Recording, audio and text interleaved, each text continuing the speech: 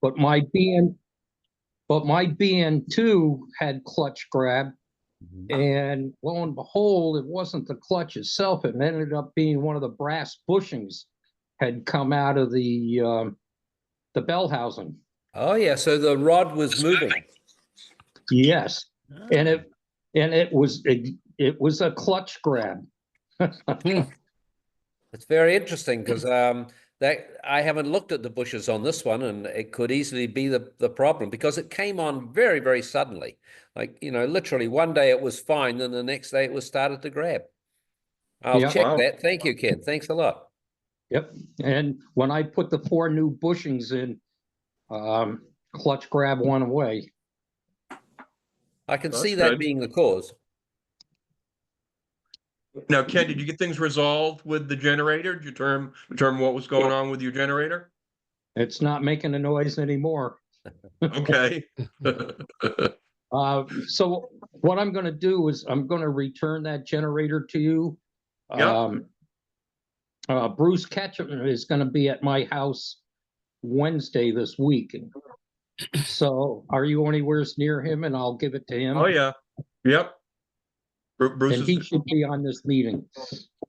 Yep, he is on the meeting. He's on mute right now. Yeah, just came on, so happy to do it. Oh, that'd be Okay. great. So the generator you had is working now, or the one that I let you borrow is working? No, well, I never put yours on. Okay. I got one from just north of Boston, the gentleman there. Roy Crane? I'm sorry? Roy Crane? No, he runs the Healey repair shop in the Oh, Bob Abbott. Bob Abbott. Thank you. Yeah. Bob's on. Yeah, I bought one from him and it was already rebuilt, and it sounded like it had a bearing noise, but just as soon as I ran it for a little while, the bearing sat in and it's fine. Oh, great. Excellent. Yep. Good to hear. So Ken, you had a question regarding distributors on BN1s compared to BN2s.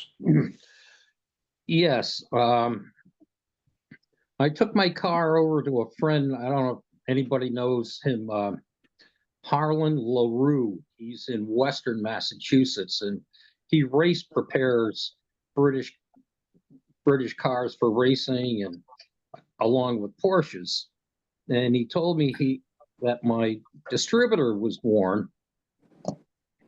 And looking in Moss's catalog, I got confused because I have a spare, and if you look in the Moss catalog, the distributor is different between a BN1 and BN2. They have different numbers stamped on them. The BN1 has a 40320, and the BN2 is a 40495. And then the thing that really confused me is the distributor in my car is a 358 BN2 are the numbers on it.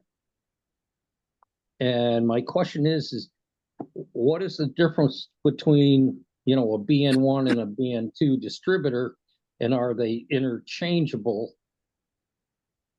I know the plates are different, and the springs and the weights are different inside, but will a BN1 distributor work in a BN2? Yes, they are interchangeable, but I think they have different points. Yes. Different points because they have can you hear me? Yeah, go ahead, Bob. Yes. Okay, they have different points because they have a different spring or a different attachment to the vacuum advance. One of them has a pin attachment and the other has a spring attachment. But the curves on both of them are exactly the same, and you can swap them over. Now, if possible, I would suggest to you to get the one with the pin, or the 405. I'm sorry, the one with the spring, because the earlier one with the pins points are getting very, very expensive. You'll pay $25 or $30 for a set of points to fit that distributor with the pin vacuum advance attachment. So I'm told. Well, interestingly, this person that, we were working on my car, and he disconnects the vacuum advance altogether and presets it at a much higher, advance.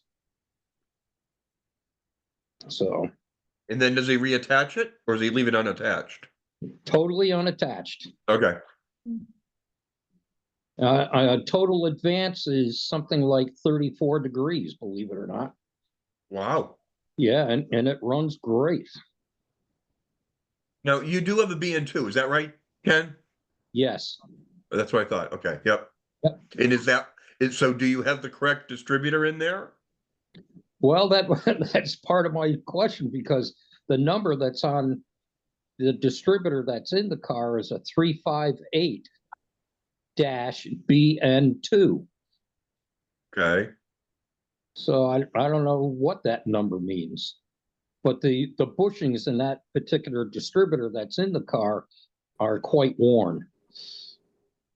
You sure it's not 3.5? Is it, what would you say the number was again? 3.5? 8.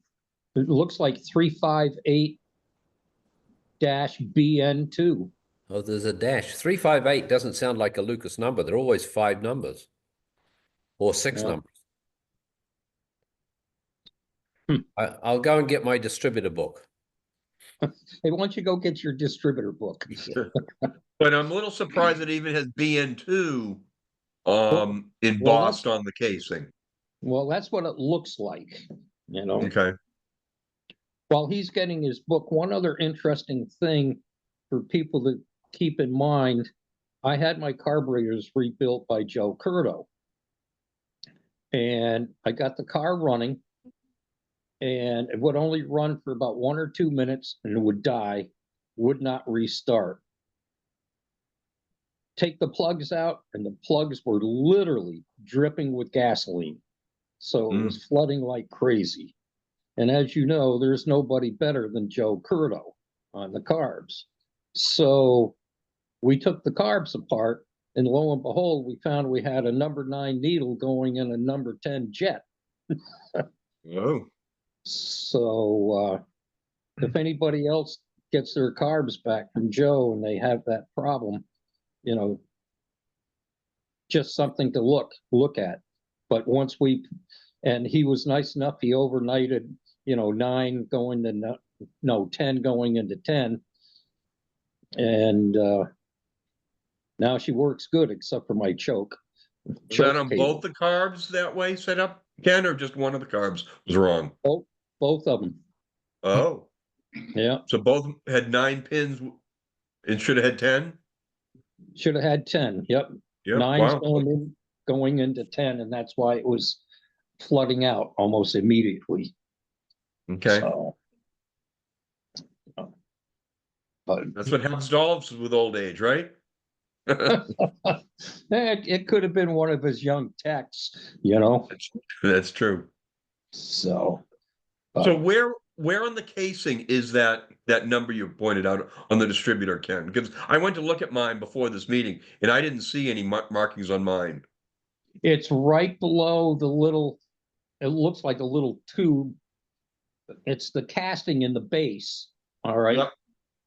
And it's right below the middle, and there's a flat spot, maybe an inch by a half an inch, and it's got the numbers there, and it's got a little arrow that says, advance, retard. Okay. Yep. Let's go back and look at that. Looks like Michael's back with his book. No, I can't find my book. I've got I got a distributor, but I can't find my stupid book. I think I might have left it in town. Uh-oh. I got a BN2 one here is 40495. Right. Yes. Right? Yeah. Yep.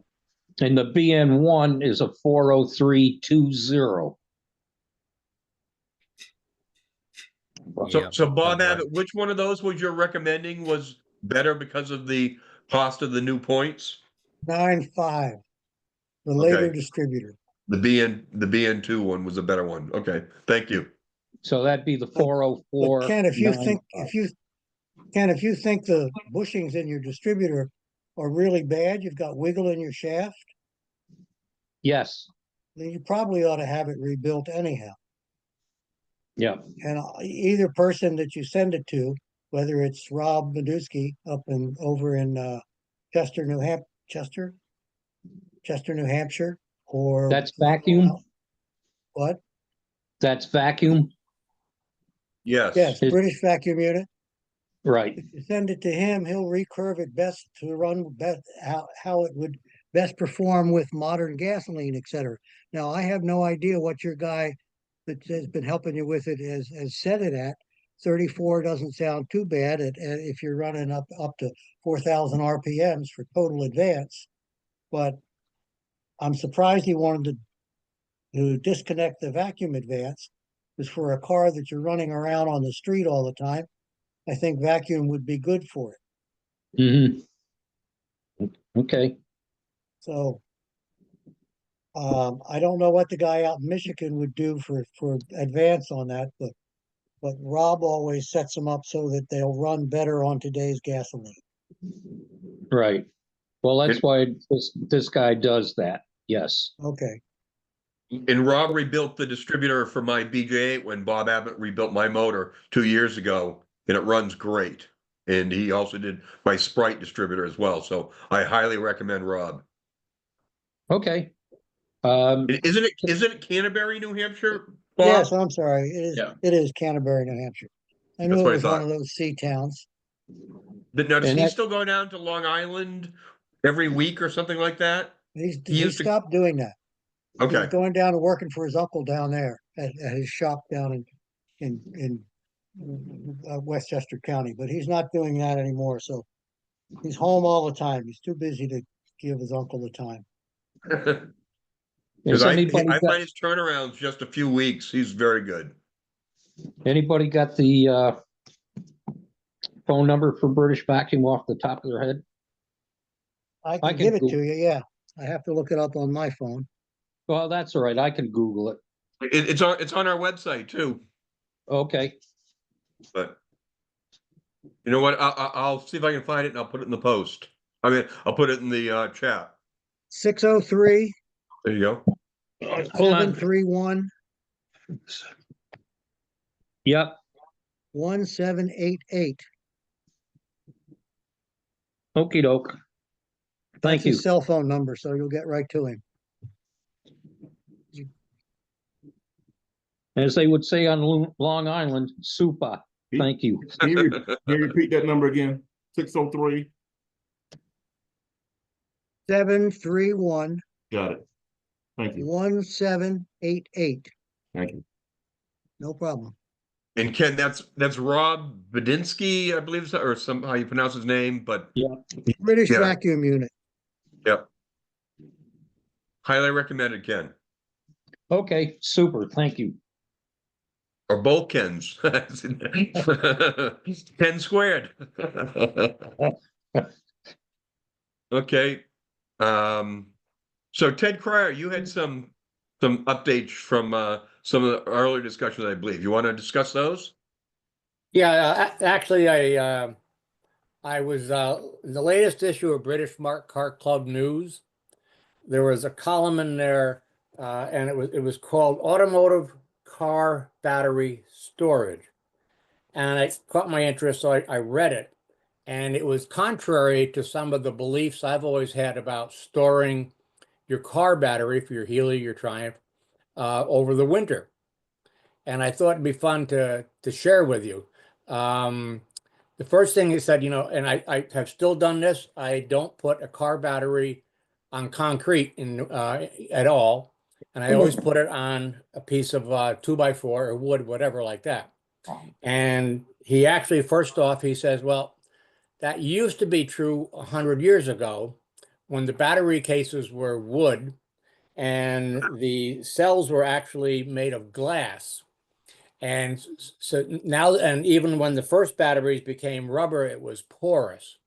but with more modern batteries that are a one-piece plastic case, that's not really true anymore. So he said you don't have to worry about that, and you can put them right on the concrete floor if you want. And I thought, well, that's Wow. interesting. And mine, so I went out and they're still on 2x4s, but you know, it's hard to break old habits, particularly when you replace batteries. So and anyway, so the other thing he said is that the batteries will discharge more so in hot weather than cold weather. And this is a recommendation of Pacific Power Batteries as a manufacturer. And he says, actually, a car battery in a hot climate will discharge 2/3 faster. And you're better off to have the battery in a cold climate for longevity. So if you put the two together, you're better off just putting your battery on the concrete floor and keeping it out in the garage. Totally opposite from what I've done all my life, but just thought I'd share that. And it was in the latest issue of British Mark Car Club News. So open Now, for in any there also discussion on it. was there anything in there about battery tenders? No, it didn't mention how you charged them or tenders or anything like that. No, no. I've got about 3 different types of battery tenders, and there's one I bought in Advanced Auto Parts by Shower, I think is a company who's been around for a long time. It's a 3 amp, and I like that one the best so far. So anyway, so Yeah, I that's it. just leave battery tenders on my cars in the winter. I Yeah. don't pull the batteries. You pull the batteries out of all your cars, Ted? Sometimes I do, sometimes I don't. Just depends on where it is. Um, the other rule of thumb I've come up with is batteries, particularly modern batteries, don't last much more than 6, 7 years. So even with tried tenders on them, and I ran into that with the battery in the Healy and my TR4 that were old batteries. I mean, they were like 10 years old, but I always had them on a tender. And when they just started to get weak, it was like, well, they still seem good on the tender, but weren't working so well in the car. So when I finally broke down and bought new batteries, it's just a world of difference for the 2 cars. And on our new cars, my Volkswagen Golf, which is a 2018, just hit 6 years and the battery started going dead. And rule of thumb from the various shops I hang around at is you get to 5, 6 years, anything funky, just go get a new battery. Yeah. And my wife's 2013 Chevy Malibu, after 6 years, one morning went out to start it and it was just flat. And so we did get a new battery for it. And guess what? Back in December, which was 6 years later, she went over to Poughkeepsie running some errands, stuff like that, and came out of one of the grocery stores, and the car was just flat as a pancake. And I went over and got her, and I had a nice jump pack, a NOCO jump pack. Went over, I was able to get the car started, and we drove it home. It was fine. And her Malibu has a battery voltage indicator, and it said it was at 4.2 volts. So we're happy. So I come out later, a few minutes later, and the car was flat again. So I put a charge on it because I've got a regular charger, and got it up, and it still didn't seem to want to hold a charge. So I put it on my best tender all night long, and in the morning it showed to be fully charged. And it lasted about 5 minutes, and it just went flat. I measured it with a voltage meter, and it's like 9 volts. So I just went right up to Advanced Auto Parts and got a diehard. So yeah, the rule of thumb is you get a new car 6 years out, get a new battery. So had it happen 3 times now. Anyway, so now I have a question to Ken. He was talking about the bushings in the bell housing, I think, for relating to the clutch on his BN2. Yes, Seeing as how my BN4 transmission for my BN1 is sitting on the bench right now and all nicely painted and hasn't gone back in yet. Where are these bushings so I can take a look at them or put a little grease on them? There's 4 of them. yes. The shaft that holds the throwout bearing, Okay. all right, goes through your bell housing, and there's an inside and outside brass bushing on each side. Okay. So you have a total of 4 brass bushings. Okay. Okay. Okay. Okay. Yep. And Moss does have them.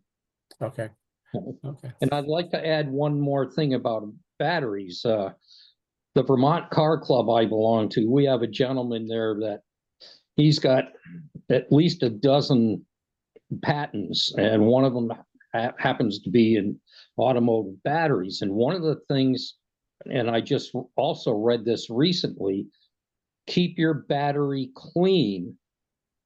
The dirt that accumulates in a garage on top of your battery between the 2 posts will cause a discharge. It will actually conduct conduct electricity from one post to another through the dirt. So very interesting. Keep your battery clean in between the posts. Yeah. If it's oily, greasy dirt, makes sense. Yeah. Yeah. Cool. Interesting. Okay. But yeah, those brass bushings, and they're easy to change. If I Okay. can do it, you can. Thank you. So these are the bushings that are holding the throw bearing, you're saying, Ken? The shaft, Or the shaft? okay, the shaft that goes through the Yep, bell housing. got it. Okay. On each side, there's an inner and outer brass bushing. Great. Okay. Are there other questions this evening? Yes, I'm Charlie. Please. I'm Charlie Neves. I Hi, Charlie. am a new member. I was wondering how often you should change your transmission fluid in a BJ8, and it goes to the overdrive unit also.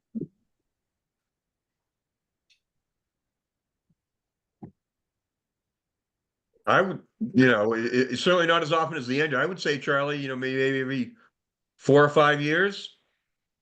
What are you using for oil in there, Charlie? 30 weight non-detergent. Perfect. Yeah. Anyone else have any recommendations for Charlie? How frequently you change the transmission oil? When you do change the transmission oil, put a magnetic plug in the gearbox. Not sure if you can buy them. You can modify them by putting a rare earth magnet inside the plug. Or you can even stick a rare earth magnet inside the case. But when people drive these cars, they invariably chip hunks off the reverse and first gear because they don't have synchro meshes, and those little chips are hardened steel, and they invariably make their way through into the bearings, the needle roller bearings on the lay gear. And they are the most likely reason why gearboxes fail. So if you can stop those little chips on a magnet, you're going to make the gearbox last a lot longer.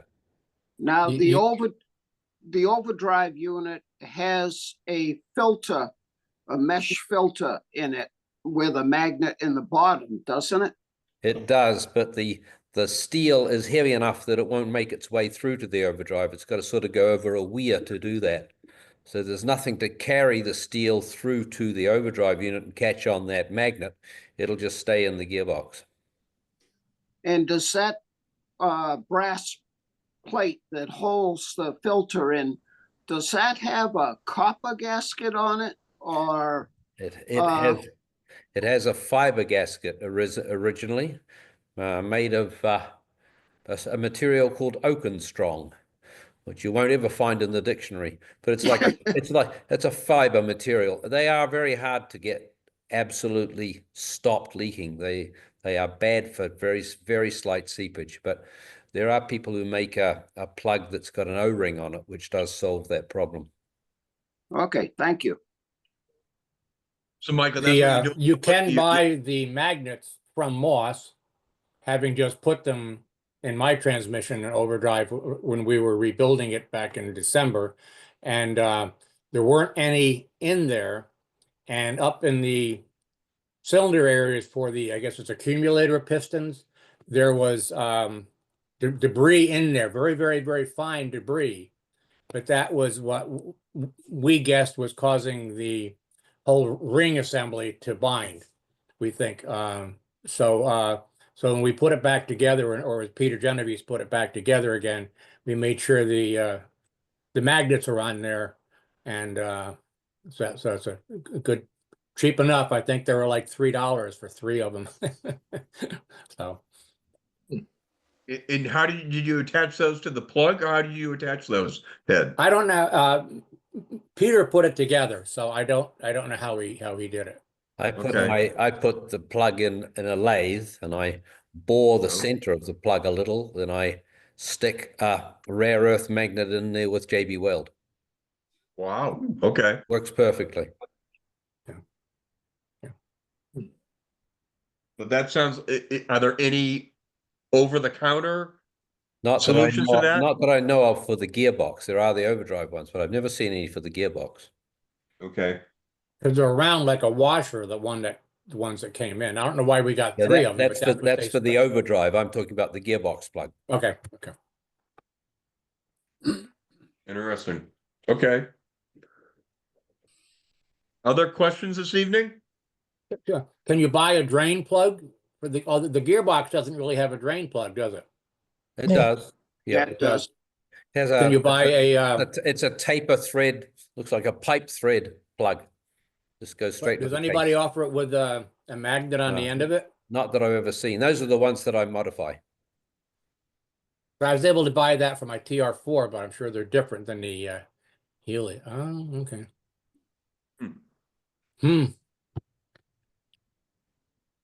Okay, Dave Cressman here. I just joined. Are we asking questions? Is that the? absolutely. Go ahead, Dave. Nice to have you join us. Thank you. At the end of the summer there, changing oil, I found out that my drain plug in my aluminum pan in my 100 is stripped. In the meantime, I just put a sealant in it, and I'm wondering how, other than buying a new pan, which I don't want to do, and I'm not exactly sure what the size is. I read something about Healey coils to drill out and put something like that in. Has anybody ever experienced that dilemma? You understand what I'm talking about? So was that over tightened, Dave? Is that what happened? Is that how it gets stripped? Yes. Okay. Well, I'm thinking so. Yeah, that'd be my fault. Yeah. Right. Yeah. I've had experience Yeah, using anybody Healey run into coils that, a number of Ted. times, and they worked very well. So Yeah, I and understand. often you that- can buy them in a kit where you get the exact tap you need for the Healey coil and an installation tool. And I think you get like Loctite to hold it in place also. Would an oil pan would be awfully thin for a helicoil use. I'm not sure that would work in an oil pan. Well, But if this it's is an an aluminum aluminum one, pan. it might be thick enough. Well, I think it's thicker, Bob. Not that you would remember. I don't know how many years ago I sold that. I'm sure you put more on. If I recollect, I think that's fairly substantial there as regard to the depth of that metal there in the pan. My other question was, again, like you say, you've had experience with that, but you want to be bang on square when you put that thing in. So that means you got to take the pan off to do a better job, or you put the car up, drain the oil, and then do it as best you can. I would say that trying to do the job with the pan on is a bit risky. Okay. You might have metal shavings too if you do it with. Yeah, that's right. That's the biggest problem. You get stuff going through the oil pump. That's what I thought. So you're recommending. Yeah. Taking If the I pan was off. tackling it, the price of those oil pans, I think I would be tempted to take it off, clean it out, take it to a good welding shop, have them weld the hole entirely filled, then re-drill and tap it to put a new plug in. That's how I would tackle it. Yeah, I was thinking that. Yeah. So aluminum, they would do that with aluminum, right? Aluminum, yeah. They use a TIG welder to fill it up. Yeah. Okay. Yep. Well, then I Thank guess you. the question is, what's the cost, what that would cost compared to just replacing the oil pan? Because what's $500? I don't know how much is a pan. Does anyone know? I think they're 500 about bucks. 450. Pardon? No, I would say a reasonable engineering shop would probably do it for a couple of $100. I just looked in the Moss catalog and it's 500 bucks. US. Right? True. Yeah. Okay. Well, you can check age spares or head for Healy's as well. Yeah. Well, I'm just thinking, I don't know how many of you guys were around there a few years ago. Like I live up in the Breslau area. Remember we went to visit that fella that had a machine shop up in in Kitchener off of Victoria. Anybody around for that? We that the visited Porsche his guy? place. The what? The Porsche guy, the 356? I don't know about that, but he was trying to drum up business as well. Like he could fabricate stuff, and I would consider it a good machine shop. Yeah. The only problem is Lori. Is Lori with us tonight? No. I haven't seen Laurie on the call. Okay. It's Is the hole for the drain plug, is it at right angles to the mounting surface of the pan, or is it off on a weird angle? it's on an angle, I believe. That for an engineering shop, that makes it a little more difficult because they've got to mount it on an angle on a mill to cut the hole, but it can be done. Okay. Yeah. No one knows the exact size of that plug though, right? Not on the aluminum one. Is it the same plug as a regular pan? I have no idea. I No think idea. a lot of the aluminum pans are coming with metric plugs. Yeah, most likely.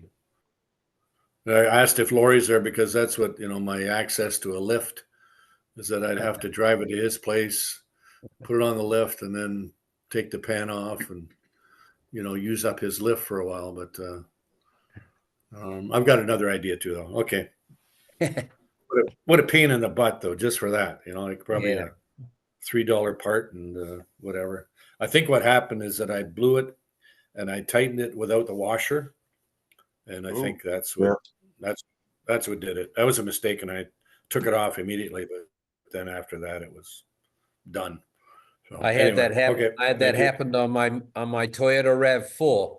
The lube guy at the dealership cross-threaded the plug. Okay. So they took the pan off, put a new pan back on, and put the old plug back in, and stripped it again. Second pan. I have a question. Please. This is Rick Lee from down in Rock Hill, South Carolina. Hey, Rick. Greetings.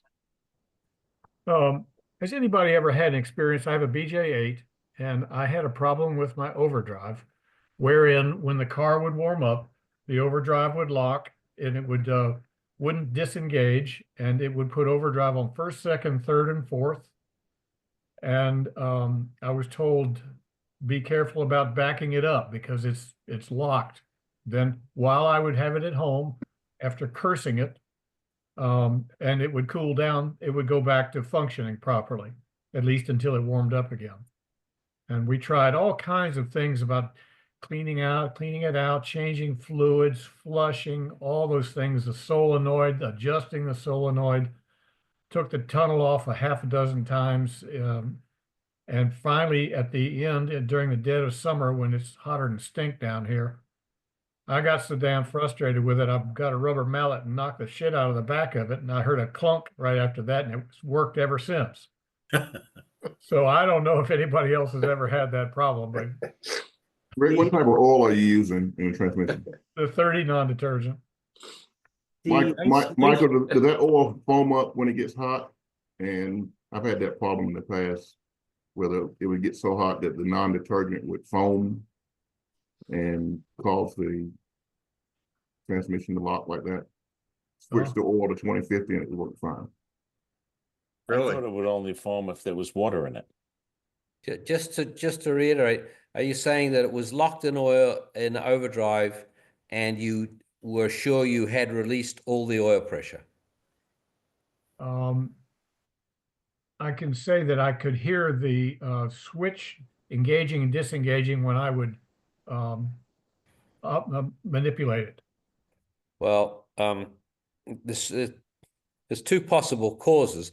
The first cause is that for some reason or another, oil pressure is remaining in the overdrive pistons and the operating pistons for the overdrive that can't leak out, and that's holding the clutch in the overdrive condition. But to check that, all you do typically is undo the 7/16 plug on the top of the overdrive unit where the valve is. And as you undo that, if oil spills out of there, you know it's been retaining oil pressure. If oil doesn't spill out of there, then the most likely cause then is actually the cone clutch locking up. And that I've had that happen when a brand new cone clutch was installed. And after it was used for a few times, the problem went away. It's the only time I've ever seen that happen. Lucky me. The other thing to think about is if it's staying in first and second, the isolation switch is supposed to prevent it from going into overdrive other than in third and fourth gear. That's a little switch down on the transmission there. Yeah, I think we're a little beyond that. I did pull out the 7/16 and didn't get any oil, by the way. Didn't get any oil out of it? No. Yeah, then it's the cone clutch locking up. You say you've used the overdrive since and the problem has gone away? Yeah, after I whacked the back of it with a big rubber mallet, I heard something inside go clunk, and it functioned from then on. Yeah, that's very similar to the one we had with the brand new cone clutch. I think the lining material just bound up on the cone. And we did exactly the same thing, whacked it with a hammer and bang, and it worked ever since. So same thing. Thank you. Thanks, Rick. I have Other a question. I'm a Please. new member, Peter Griffin. Hey, Peter. Hi. I just got a BJ8. Actually, I haven't actually got it in place, but Bob is working on it and I'm getting my garage ready for it. But I had a question about wintertime and storing it and how often to start it and how long to run it if you're not going to be driving it in the wintertime. Where do you live, Peter? Massachusetts, Framingham, west of Boston. Okay. Yeah, okay. I think it's best to get it warm, get all the fluids warm, so run it for 10, 15 minutes or so, get everything up to operating temperature. I live in Mansfield. I run my cars all year long. So, I wouldn't drive it on a day like this, but as soon as the roads are clear and it's above 30 degrees, I'm taking my cars out and running them. Good. Not when there's any salt on the road, obviously.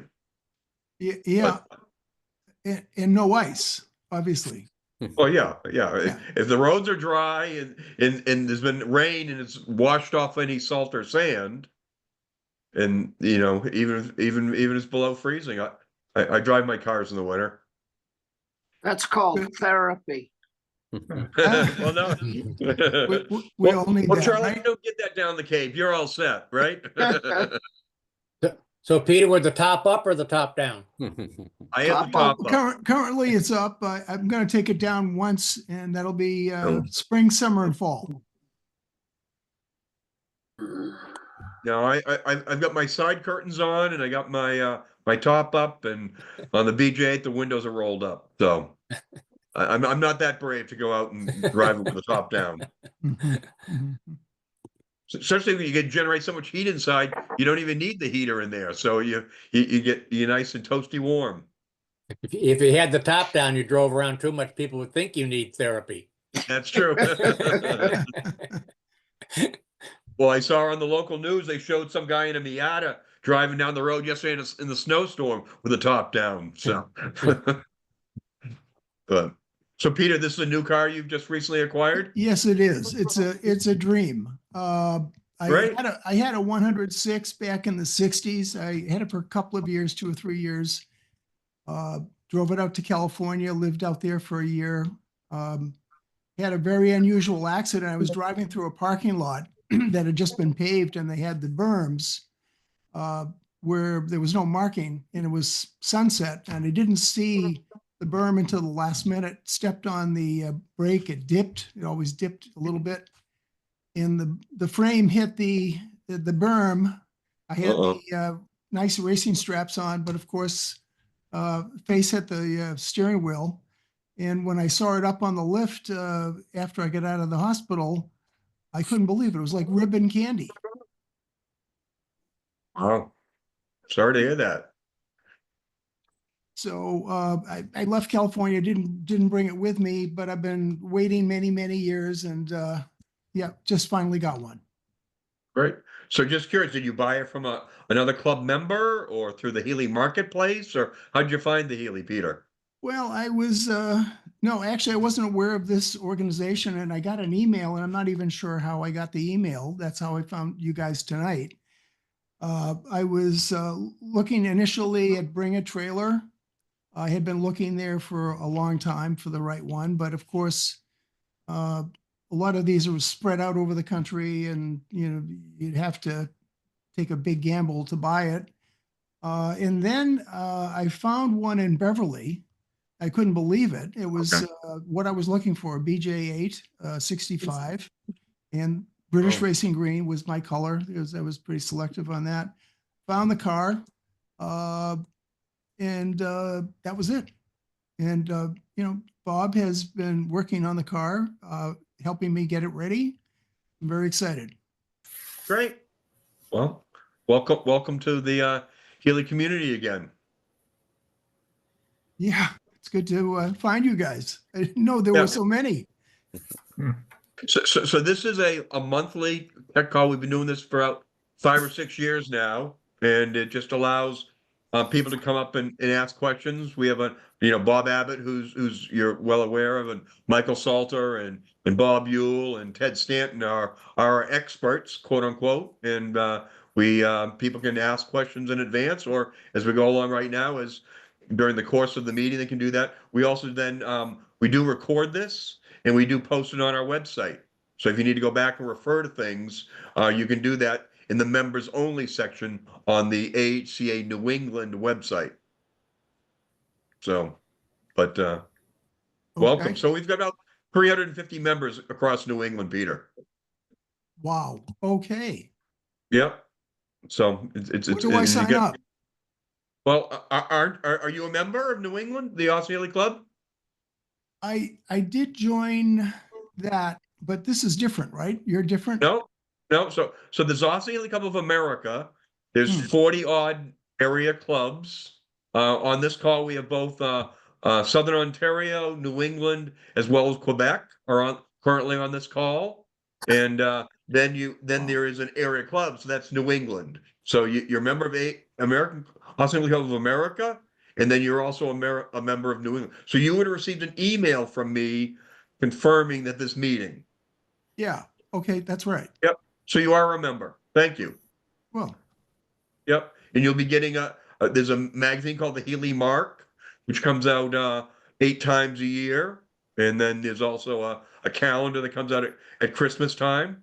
So there's a lot of good things you can learn from the club. I think I missed the calendar. I'm sorry? I think I missed this year's calendar. Well, yeah, depending on the timing, yes.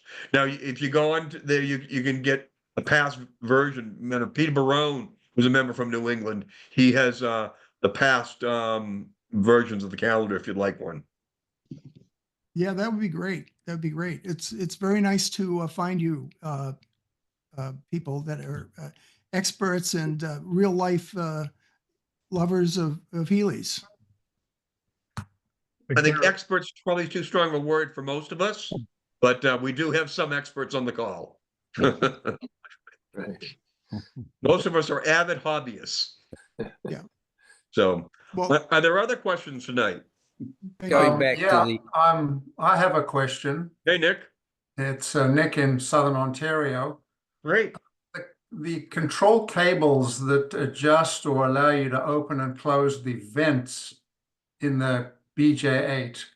On my car, those have seized up and I can't get the cables to move. Any thoughts on that? Have you used a lot of WD-40 on those cables, Nick? Well, how do you get it in there? So the Right. cables are still in place, Nick. Yes. Yeah, it's a challenge. You usually have to take them out to fix them.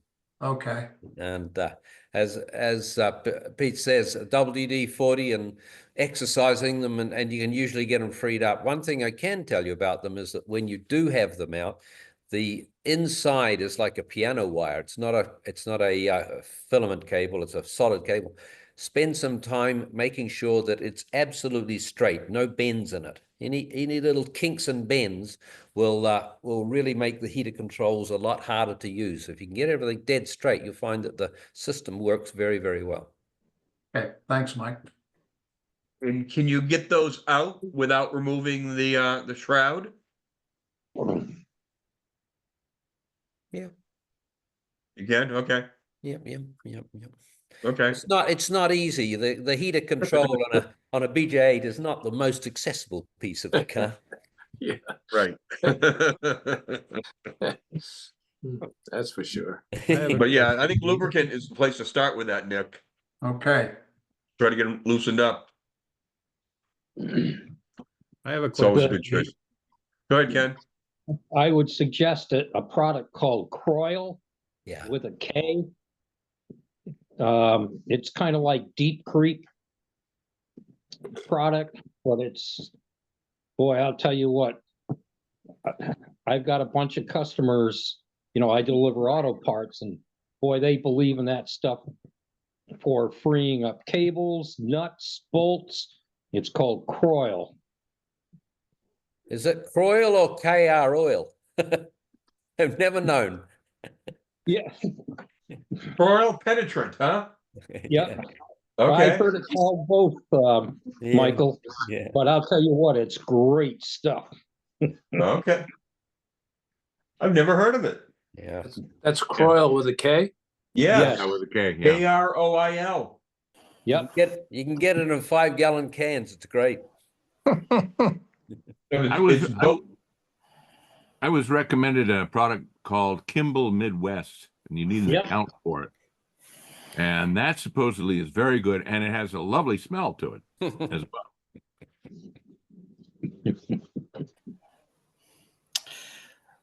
Yeah, I'm not sure on go ahead.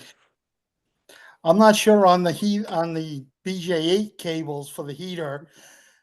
I believe you can shoot the oil right through the cable. You don't have to run it down. The cables are just wound. There's no covering over them.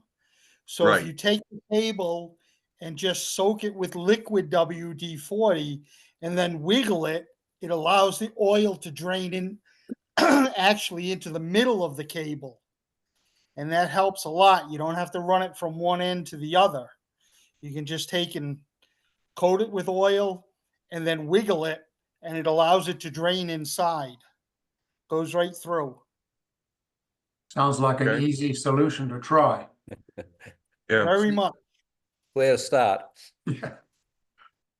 Yeah. Trouble, I'm Nick, online is that one Go ahead. of your cables, Nick, runs from the heater control right up to the valve on the top of the heater. It's all under the dash. That's the left-right one, the sliding one goes across. Is that one tight? They're both tight. Both tight, yeah. That one's really tricky to get to. You got to work under the dash. You probably have to cut your legs off to get in there properly. And you have to take the console out as well. Oh, okay. It's a real fun job. It's a lot easier if you break both wrists too. Yes, that's right. Yeah. Okay. Other questions tonight? I have a question, Pete. Please, go ahead, Rob. On my BT7, during its long hibernation, the mice took away most of my driver's seat, the seat bottom cushion. Yeah. And I'm just trying to get a sense as to whether people have found differences in the quality of the reproductions for the foam, or are they all pretty much comparable or coming from the same place? Good question. Anyone have any experience with foam? Yeah, having worked at an upholstery shop for about 5 years, I did a number of Healey's, and I still do. They're pretty much all the same. The only one that has anything that's really good is the guy out in British Columbia, Heritage. I can't think of his name. They're Jeff actually, Chrysler? they're Heritage, actually, right away, Rich Chrysler. Chrysler. Yeah, they're actually yeah. in Palm Springs, aren't they? Heritage? No. No, Vancouver. Yeah. But he's I mean, for the Victoria. bottom, He's is in it just a- Victoria. It's Jeff Chrysler. Yeah, Jeff Chrysler. Yeah. Victoria. Yeah. Is it just the bottom cushion that's damaged? Yes, just the bottom, yeah. They're pretty much all the same from what I've seen, and I've seen probably a dozen of them in the last 7 or 8 years. But the nice thing, if you go to Healy Surgeons, they will sell you, if not one cushion, they would sell you just the bottom set. If you go to Moss, you got to buy all 4 of them. Okay.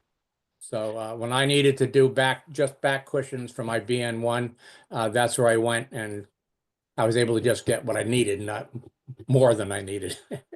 So Ted, it looks like some time ago I had ordered the cushions from Neisinger, but it looks like from checking the numbers now, it looks like they're BJ8 cushions.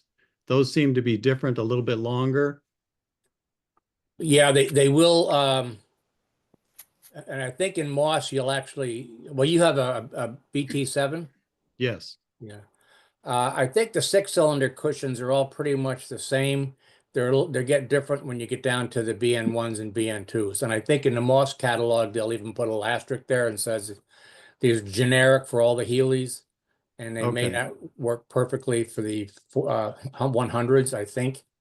But I'm on the Head for Healy's website right now. Foam cushions, 30 pounds, BN1 through BJ8, UP 4000 is the code.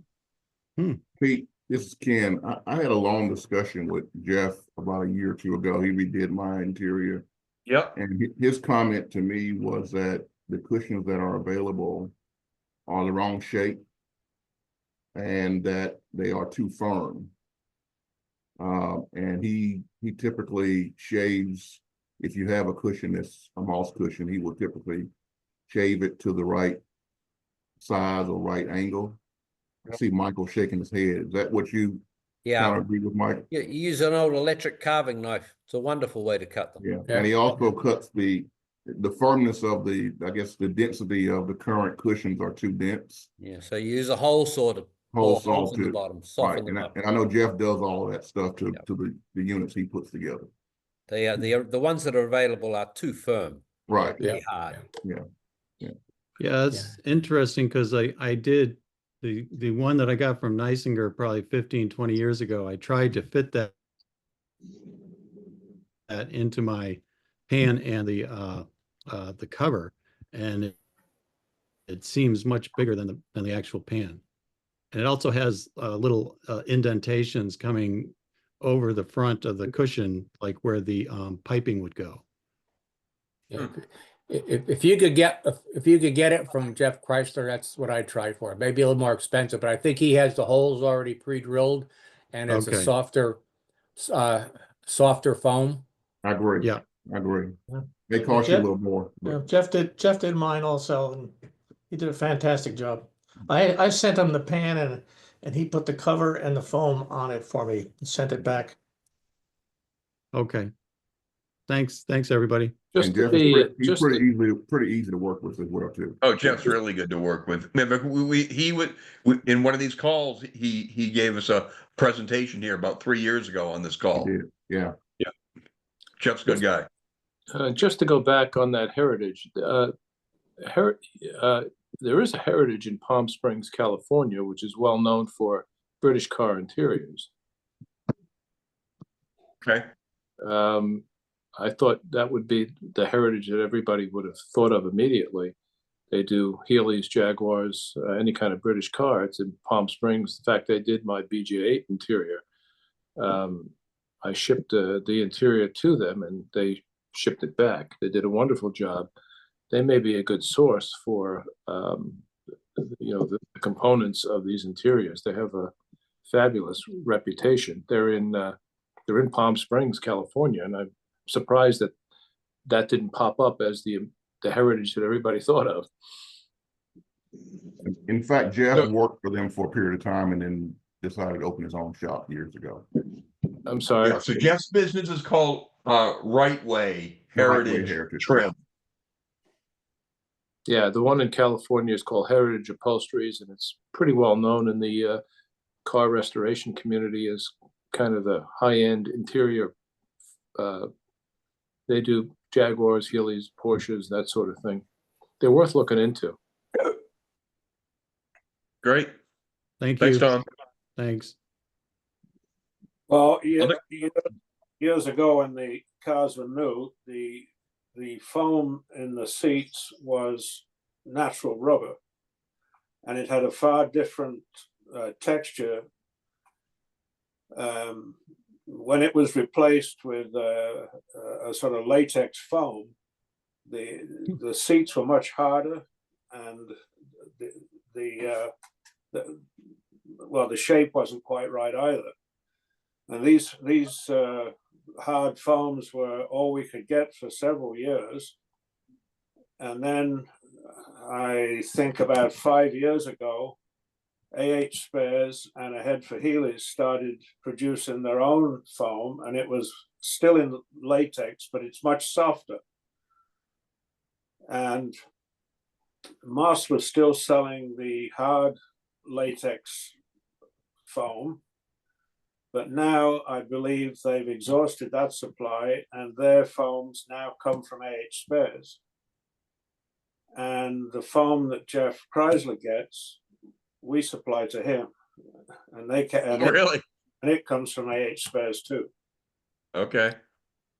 Now Jeff does modify them because no, they do not. It's not a push and play. It's it needs adjusting. Everything needs adjusting. Yeah.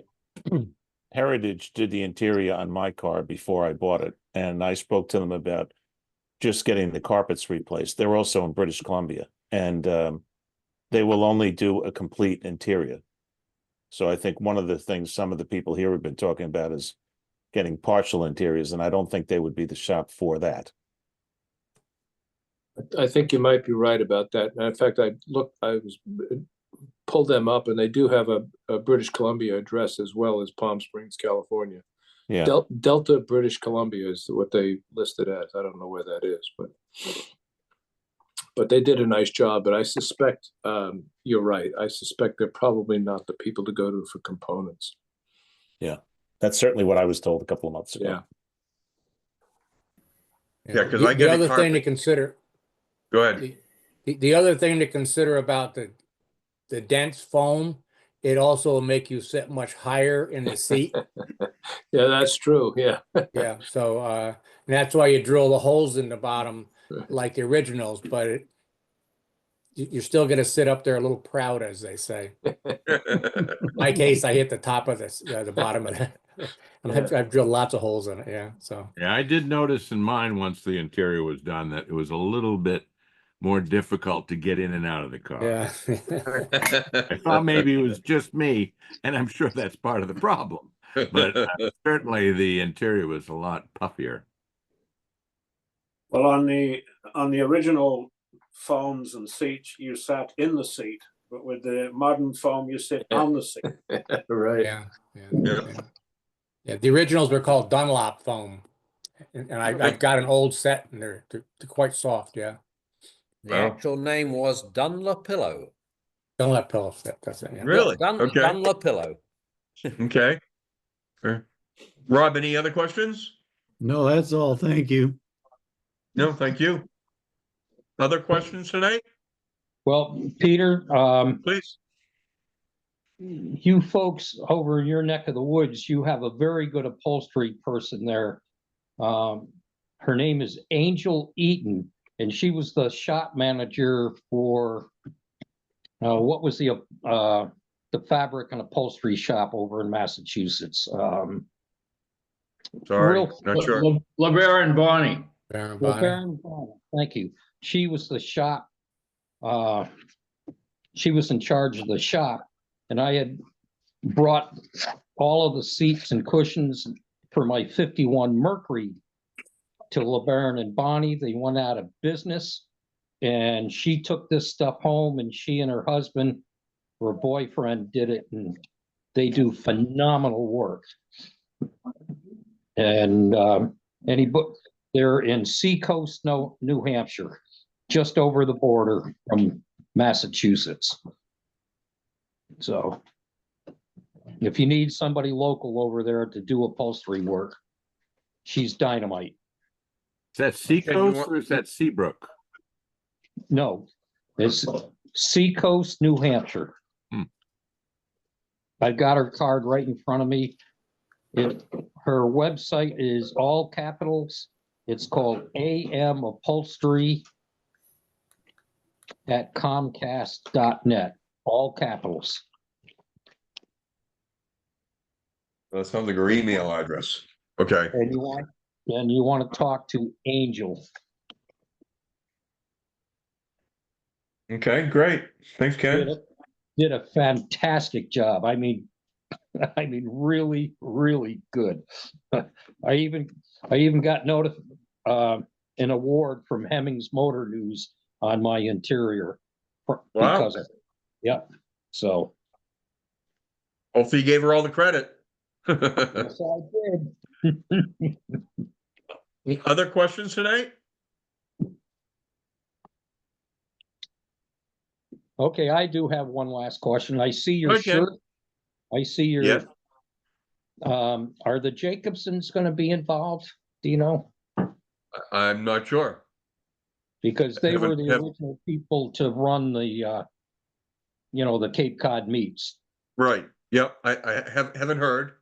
This is the summit logo for 2025, our 50th anniversary. So September 28th through October 2nd. We will be having our registration will be announced shortly. We're staying in a place called Shoreway Acres, right in downtown Falmouth. It's less than a block from downtown. There's over a dozen different great restaurants right down in downtown Falmouth. So again, that will be more to come on that later in the next couple weeks with that. Then also this Saturday is our annual general meeting. Our AGM is this Saturday. It will be via Zoom. It's at 10 o'clock. Next Saturday, we're having valve cover races at my shop here in Mansfield. We'll also have Bill Rawls from Bill Rawls Classic Cars. That white BT7 BJ7 behind me will be there. Bill will be here to explain about going out to Road America and the 4 races that he and his son Jack. So that is on the 25th at my place in Mansfield.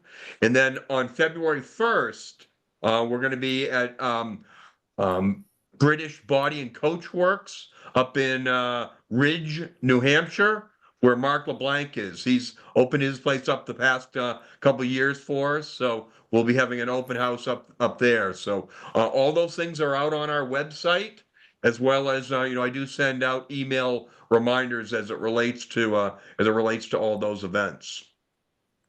Does anyone else have anything else they'd like to discuss tonight?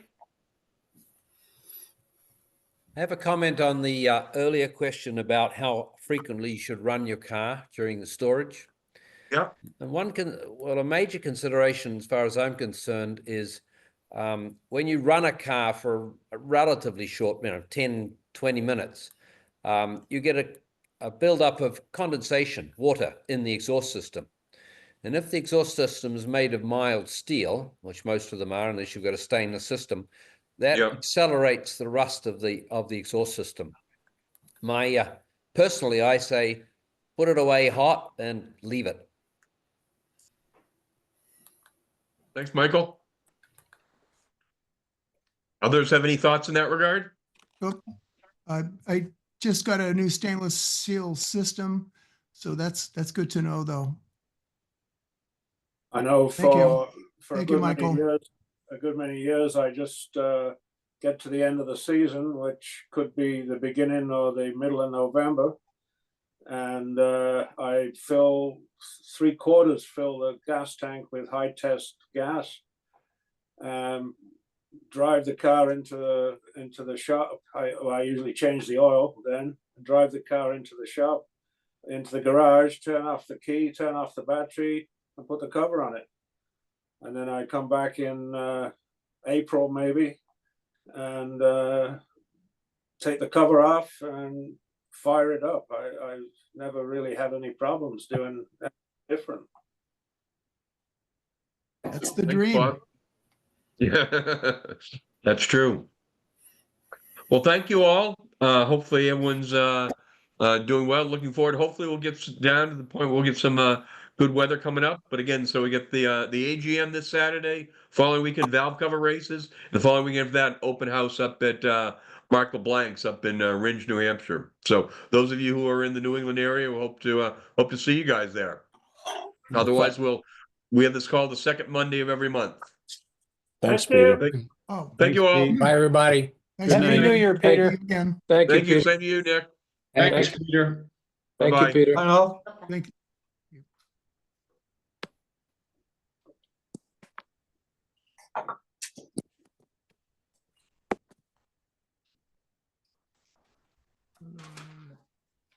Can't close